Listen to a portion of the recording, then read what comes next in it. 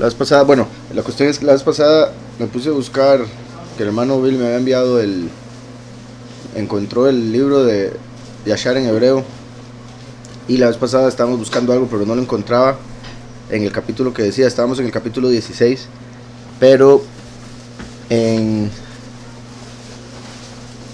hebreo no aparecía en el capítulo 16 por alguna razón, además de que los versos no los toman en cuenta. Entonces decidí dejar para después, pero ahí ya después lo fui a buscar. Entonces ya lo terminé encontrando, pero por alguna razón era como el capítulo como 27 o 24, creo que era el 24. Entonces había una diferencia de unos 8 capítulos, me parece. Bueno, lo que había notado, por si algo, para irlo diciendo de una vez, si salía Adonisedec, no aparece Melquisedec, y no aparecía el paréntesis en sí, cuando dice que es Shem, exacto, no aparece ningún paréntesis, aparece nada más él es Shem. Ajá, como diciendo él es Shem. Entonces sí, me parece, o sea, porque lo estoy diciendo porque recuerden que había un comentario que decía que lo había cambiado un escriba y que diría él es Hashem, pero en realidad lo que dice en hebreo él es Shem. Entonces claro, me parece a mí que lo que está dando a entender es que era Shem, el hijo de Noah, y no que está refiriéndose a que era Hashem, como ellos le llaman al Todopoderoso. Entonces en el hebreo el verso dice y también Adonisedec. Ahora Adonisedec es lo que ponen después, ¿verdad? Como Melquisedec, que significa rey de justicia. Entonces no hay que verlo necesariamente como un nombre, viene siendo un título, o simplemente está refiriéndose a que era el soberano de justicia, rey de Jerusalén, que es como dice aquí, soberano de justicia, rey de Jerusalén, él es Shem. Salió con sus hombres a encontrarse con Abraham y sus hombres, con lejem y vino, y ahí continúa. Entonces está diciendo Adonisedec, no dice Melquisedec, pero se entiende que se estaría refiriendo al mismo porque vemos en Génesis que es ese mismo evento. Adón es soberano, Melech es rey. En Génesis aparece Shalem, aquí aparece Jerusalén, y como les digo dice él es Shem, dando a entender Shem el hijo de Noah. Entonces eso es lo que vemos en la versión hebrea de Yashar. Entonces ahora iríamos por el 25 en el hebreo. Y ahora esto también me hace querer ver los primeros, porque hay esa diferencia, si es que simplemente los separaron diferente o si hay 8 capítulos antes. Sí, como le digo, con una genealogía sí cabe, pero hay otras 2 genealogías, recuerden. Los samaritanos tienen una genealogía diferente a los de la escritura Septuaginta y ese de la masorética. Entonces, en la masorética sí caben, en las otras 2 no cabe la posibilidad que fuera él. En la masorética sí. Ahora, en el último libro, ¿se acuerdan que había leído el calendario de los esenios? Ahí el escritor al menos estaba muy seguro por la evidencia que él ha visto y mencionaba bastante, o sea, dando a entender que en lo que respecta a genealogías, la masorética es la que está más apegada al otro montón de evidencia que se ha encontrado en otras fuentes. Entonces por eso le da más peso a esa.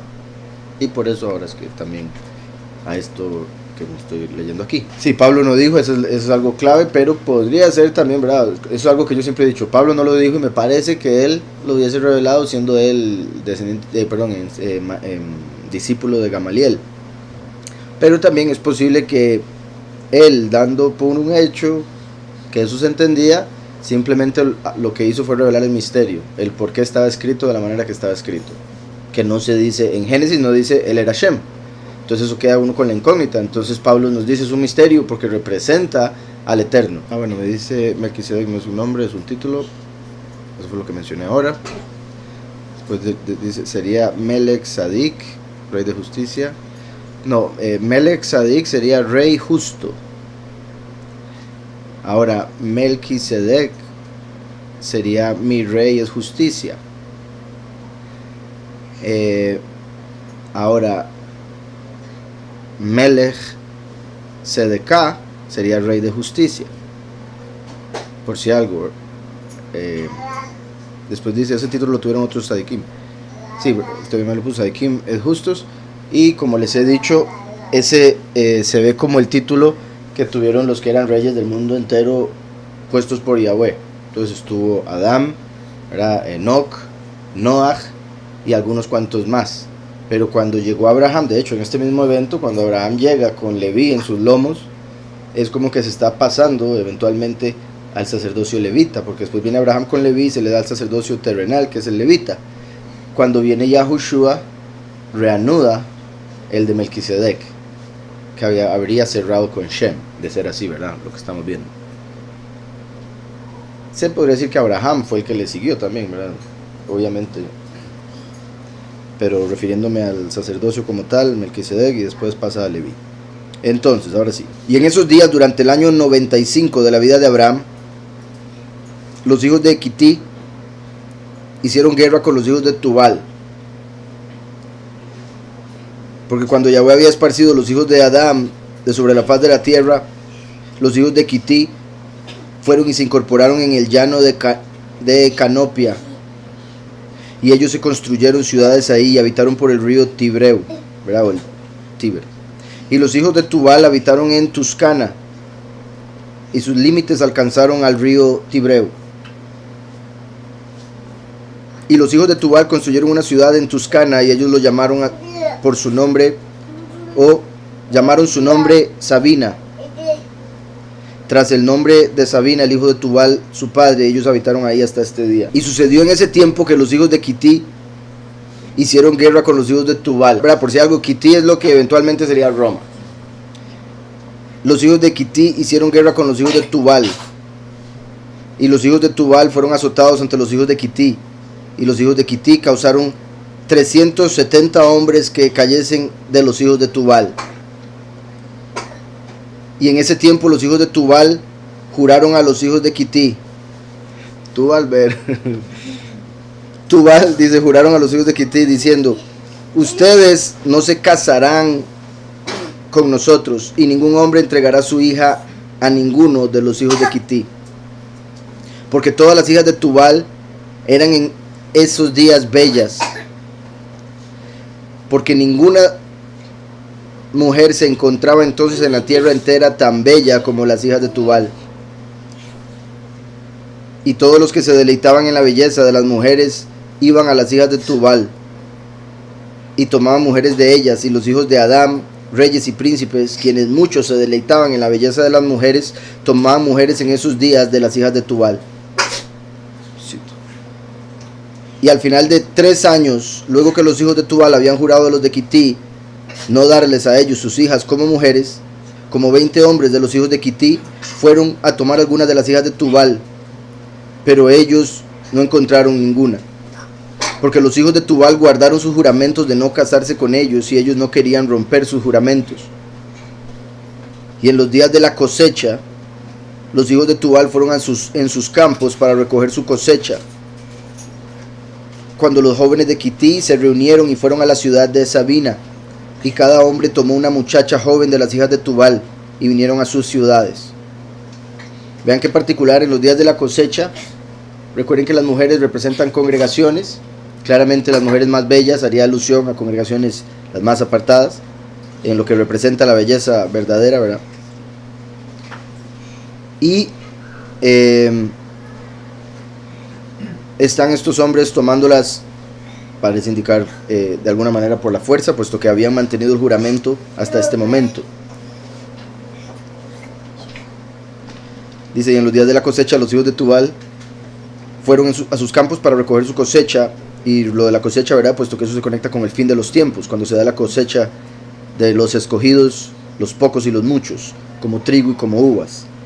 Dice: cuando los jóvenes de Kití se reunieron y fueron a la ciudad de Sabina, y cada hombre tomó una muchacha joven de las hijas de Tubal.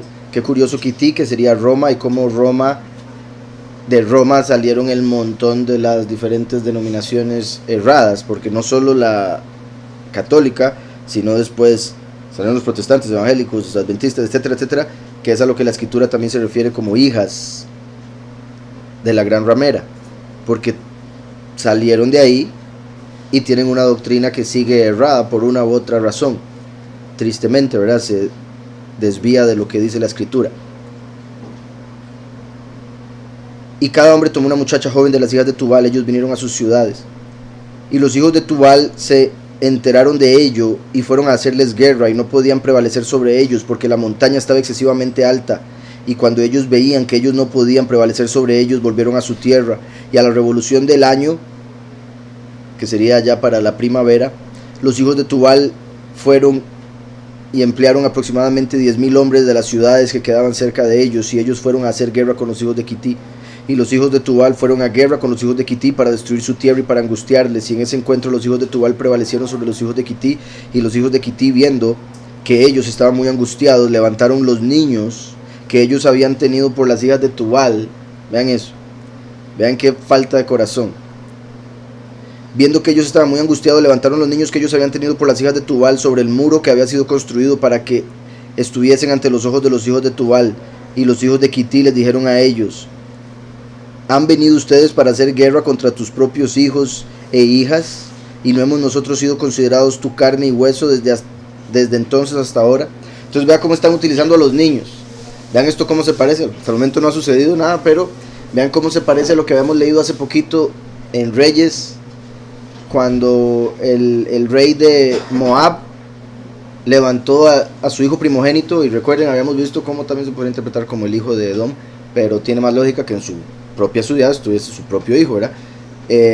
Levanta a su hijo y lo sacrifica sobre el muro. Y vean aquí cómo ellos están levantando a los niños como diciendo: ay, nos van a matar, vean, estos son sus hijos, si nos matan a nosotros, matan a sus hijos. ¿Cómo van a hacer eso? Vean la manipulación. ¿Por qué no trataron de conversarlo en la primera guerra que ganaron? ¿Verdad? Si ganaron, en vez de siquiera haber peleado, pudieron haber dicho: pero ya somos familia, ¿cómo vamos a hacer esto? Entonces vemos que eso no es lo que les interesaba en realidad, pero están aquí manipulando con el hecho de que tienen hijos con esas mujeres de Tubal. Y cuando los hijos de Tubal oyeron esto, ellos cesaron de hacer guerra contra los hijos de Quití y se fueron y regresaron a sus ciudades. Y los hijos de Quití en ese tiempo se juntaron y construyeron 2 ciudades al lado del mar, y ellos llamaron a uno Purto y el otro Ariza. Y Abraham, el hijo de Terach, entonces tenía 99 años de edad. Vean qué interesante, porque Yahweh está por bendecir a Abraham. Y vean cómo Yashar, antes de mencionar esta bendición que viene para Abraham, menciona este evento particular en el que Roma trató de tomar a las iglesias por la fuerza. Pero ahora viene Yitzhak, que es una representación, como sabemos, de Yahushua el Mesías. Por eso Yahweh mandó a Yitzhak a ser sacrificado por su padre, porque Yahweh el Padre enviaría a su hijo, el primogénito, el unigénito, a morir por nuestros pecados. Entonces, particular con esa introducción, lo de la cosecha, incluso lo de la primavera, porque recuerden que Yahushua vino, nació en la primavera y murió en la primavera. Dice, tenía 99 años de edad. Esto habría sido aproximadamente muy posiblemente el año 2047 después de Adán. En ese tiempo apareció Yahweh a él y le dijo a él: yo haré mi pacto entre tú y yo y multiplicaré mucho tu semilla, y este es el pacto que yo hago entre tú y yo, que cada niño varón esté circuncidado, tú y tu semilla luego de ti. A los 8 días de edad será circuncidado, y este pacto será en tu carne para un pacto eterno. Y ahora por eso tu nombre no será más llamado Abraham, sino Abraham. Y tu mujer no será más llamada Sarai, sino Sará. Porque yo les bendeciré a ambos ustedes y multiplicaré tu semilla tras de ti, para que tú te vuelvas una nación grande y reyes saldrán de ti. Entonces vean cómo después de lo de Melquisedec que mencioné, el orden de Melquisedec eterno, celestial, viene Abraham que le da diezmo, por ende indica que el orden de Melquisedec es más elevado que el de Leví, porque el de Leví recibe los diezmos de los hombres, pero Leví le dio diezmo a Melquisedec. Entonces eso también muestra que con Yahushua eso no se detiene, ¿verdad? Como dicen muchos en el mundo, en el cristianismo principalmente. Entonces, vemos que después de Melquisedec, Yahweh le revela a Abraham que se va a llamar Abraham y que de él vendría la semilla que sería Mashiach, a través de la cual las naciones serían benditas, pero representado por Yitzhak, el primer hijo que iba a tener con Sara. Entonces ahí está profetizando de la venida de Mashiach a través del nacimiento milagroso que habría de Yitzhak. También obviamente de Yitzhak vendría Jacob y de Jacob Leví, lo que decía del diezmo, en sí de lo de Melquisedec, el sacerdocio celestial y terrenal. Por otro lado, otro detalle importante, recuerden que, bueno, esto yo creo que está bastante explicado en otros estudios, por si algo ahí los pueden ir a ver en algún otro momento, lo que tiene que ver con la circuncisión, ¿verdad? Y lo que Pablo habla acerca de la circuncisión de la carne, e incluso Yahushua menciona de la circuncisión de la carne. Yahushua dice que ese es un mandamiento de los padres, porque él dijo que los fariseos rompen el mandamiento de Yahweh por hacer el mandamiento de los padres, porque hacen la circuncisión, que es de los padres, en Shabbat, que es de Yahweh, es uno de los 10 mandamientos. De ahí Paulus también llega a entender, ¿verdad? Y revela los misterios de cómo uno debe ser circunciso de corazón y de oído. Y en lo que respecta a la carne, es circuncidar esa carne que hace que no oigamos lo espiritual, ¿verdad? Que es como un tapón ahí que no permite que podamos entender el aspecto espiritual de la escritura, y se queda uno atascado en la letra, que es la carne de la escritura. El espíritu es lo que está diciendo esa letra. Entonces necesitamos el espíritu para poder entenderla. Aquellos que estaban en la letra mataron a Mashiach porque no le reconocieron, porque estaban bloqueados por la carne. Por eso hay que circuncidar la carne, el prepucio del corazón. El corazón es con lo que entendemos, entonces es cortar eso que no permite que entendamos, porque nos hace ir por la carne. La letra mata, así como la carne se muere, mas el espíritu vivifica, así como el espíritu es el que le da vida al cuerpo. Entonces es el espíritu el que debemos escuchar y a través del espíritu entender. Entonces Yahushua revela que lo que respecta a la circuncisión de la carne es algo que viene de los padres. Aquí vemos, o sea, porque lo que le está diciendo Yahweh, ahora, como ya he dicho, Yahweh utilizaba un ángel, similar a cuando llegó un ángel y le dijo, vaya y sacrifica a su hijo, y después llegó otro ángel y le dijo, no lo haga, ¿verdad? Porque recuerden que en esa historia Satanás fue y le dijo a Yahweh, vean cómo desde que usted le dio el hijo a Abraham, ya me estoy adelantando, pero bueno, desde que le dio el hijo a Abraham, él no le hace sacrificio a usted. Y Yahweh le dijo, si yo quisiera pedirle a su hijo, él me lo daría. Como diciendo, usted no entiende el corazón de Abraham, yo sí. Entonces Satanás dijo, sí, bueno, voy a pedírselo. Y Abraham estuvo dispuesto. Entonces pasó la prueba a Abraham, y Yahweh le gana a Satanás, y Satanás aprende una lección,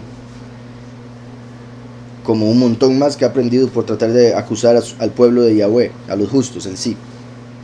Entonces, algo similar vemos aquí, puesto que Yahweh nos quería revelar la circuncisión de corazón y de oído, pero si no hubiera circuncisión del prepucio, del órgano sexual masculino, no podríamos entender lo que es la circuncisión. Se necesitaba el aspecto carnal para entender el espiritual, se necesitaba todo lo del principio para entender el final, porque el fin está en el principio, como dijo Yahushua. Recuerden que los 8 días, ¿verdad?, se conecta con Shemini Atzeret, que es, todo indica el día en el que Yahweh va a transformar a los escogidos, cuando va a sonar la 7ª trompeta en el segundo éxodo. El 8 representa un nuevo comienzo, por eso el 8º día es el primer día de la próxima semana, ¿verdad? Si son 7 días de la semana, el 8º día es el inicio de la nueva semana, entonces representa un nuevo comienzo. De ahí el que teníamos que nacer de nuevo a través de Yahushua HaMashiach, quien cumplió el pacto. Recuerden que pacto en hebreo es Berit, pero también es Sheva. ¿Recuerdan? Sheva, que significa 7, o pacto, como Beer Sheva, el pozo de 7 lados o el pozo del pacto. Entonces el 7 representa pacto, así como Yahushua vino y hizo el pacto para que nosotros volvamos a nacer.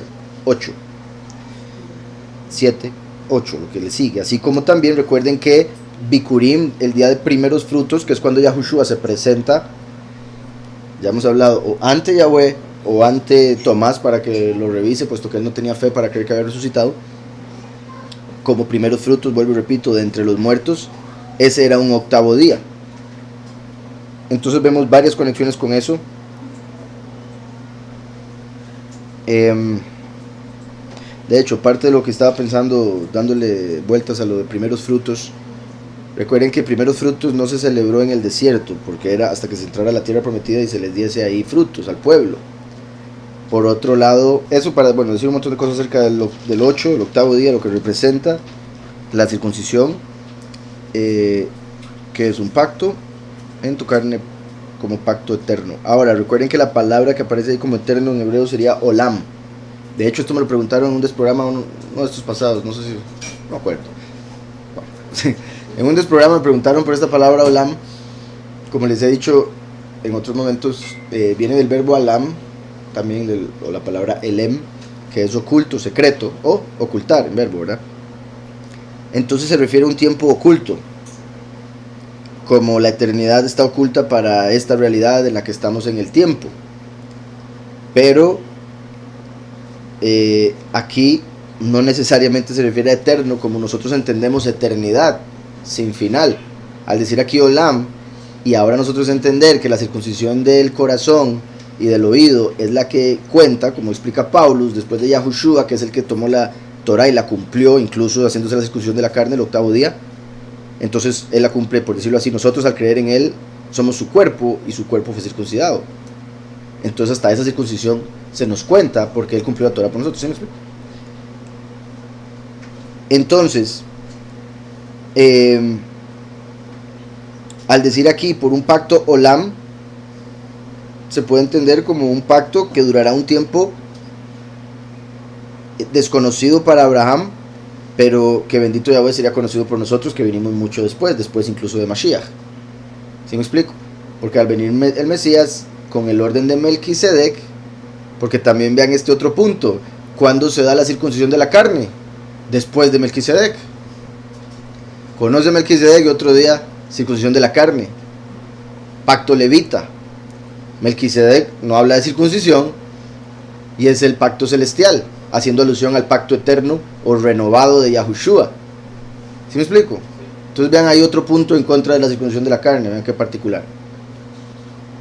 Entonces, por otro lado, aquí vemos, este es el capítulo, ¿verdad?, en el que le cambian el nombre y dice: y ahora por eso tu nombre no será más Abram, sino Abraham, y tu mujer no será llamada Sarai, sino Sarah.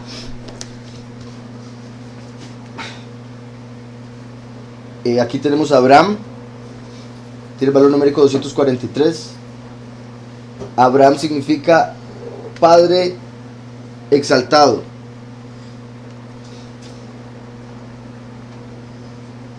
Vean que hasta ese momento él no había sido padre. Entonces el nombre se le había dado por su padre, Terah, que había sido exaltado por Nimrod. ¿Recuerdan? Y era profético también, sin saberlo, porque iba a ser un padre exaltado a Abraham, el padre de la fe. Por ende, en sí, de los padres de la tierra, el más exaltado en realidad, en lo que respecta a padres terrenales. Padre exaltado. Cuando llega a este punto se le cambia el nombre a Abraham, como padre de multitudes.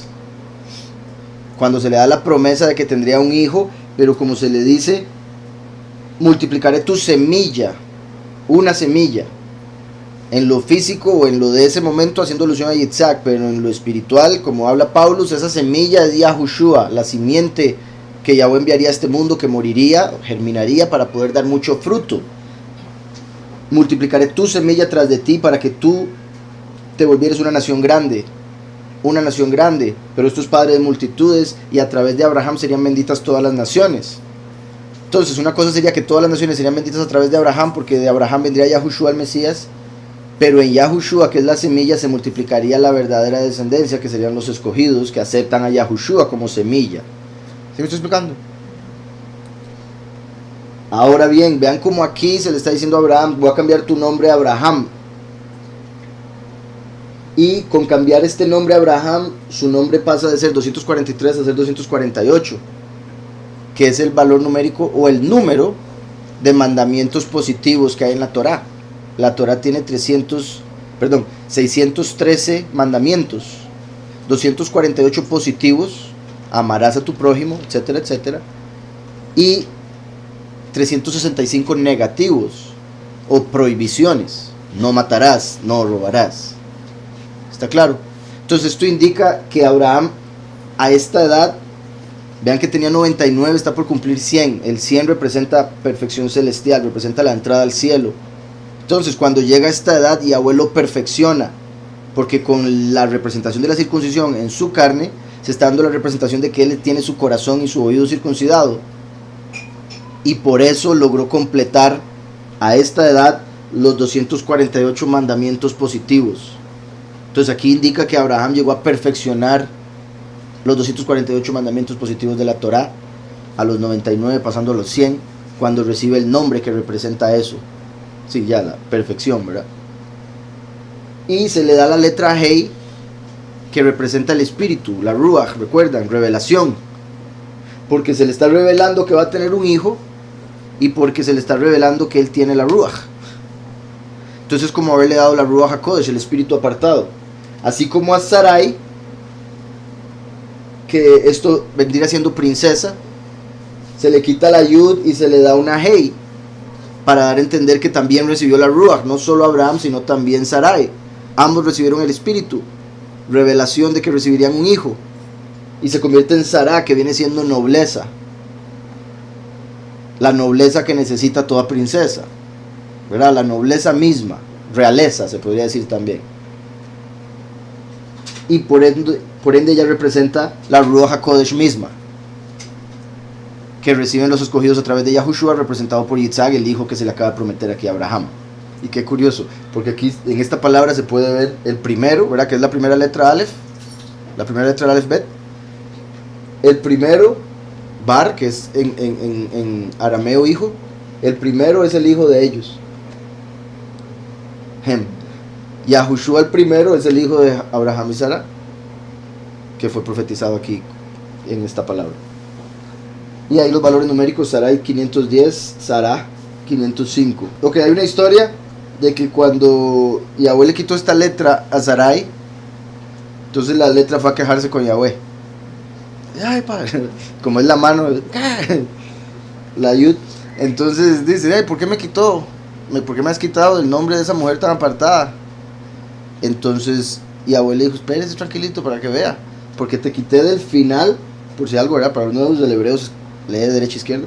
Te quité el final del nombre de una mujer y te voy a poner al principio del nombre de un justo, ya que esta Yud fue la que después fue puesta en el nombre Yahushua, que obviamente se conecta con Yahushua HaMashiach, como diciendo el hijo primero de lo alto, el que flota en lo alto, ¿verdad? Por la Yud, que es el brazo de Yahweh, como la Yud en pictográfico, descendería a la tierra a través de estas dos personas, a través de ellos. Pero también porque es la primera letra del nombre Yitzhak, él se reirá, que es el nombre del primer hijo que tuvieron ellos. Y es el nombre que se le puso a Yahushua Ben Nun, conocido como Josué, porque él se llamaba Hoshea y se le puso la Yud, se convirtió en Yahushua como ejemplo del Mesías.